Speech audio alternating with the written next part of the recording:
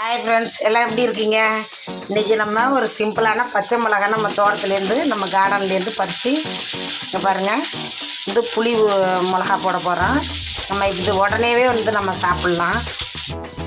பார்த்திங்கன்னா இதில் நம்ம ஆல்ரெடி உப்பு மிளகா எண்ணெய்லாம் போட்டு தாளித்து வச்சுட்டோம். அது பாருங்க, பூண்டெல்லாம் போட்டு தாளிச்சிருக்கோம். கடுகு வெந்தயம் போட்டு தாளிச்சாச்சு. பச்சை மிளகாயும் பாருங்கள் நல்லா எண்ணெயில் விட்டு வதக்கிக்கிட்டோம். அதில் சின்னதாக கொஞ்சம் பெருங்காயமும் போட்டுக்கிட்டோம். இது பாருங்கள், புளி கரைசல் இருக்குது. இதில் நம்ம கொஞ்சம் மிளகாத்தூள் மஞ்சத்தூள் போட்டிருக்குறோம். பாருங்கள், அவ்வளோதான். இது நல்லா கொதித்து வரட்டும். ஏன்னா புளி தண்ணியும் உப்பு மஞ்சத்தூள் கொஞ்சம் மிளகா பொடியெல்லாம் போட்டு வச்சாச்சு. மூடி வச்சுட்டு கேஸை ஸ்லோ பண்ணிவிடுவோம். அது வெந்துட்டுக்கிட்டோம். அப்புறம் நம்ம பார்க்கலாம். பார்த்திங்கன்னா நம்ம கிரேவி ரெடி ஆகிடுச்சு. இந்த அளவுக்கு போதும். நம்ம சாப்பாட்டில் கூட ஊற்றி சாப்பிடலாங்க.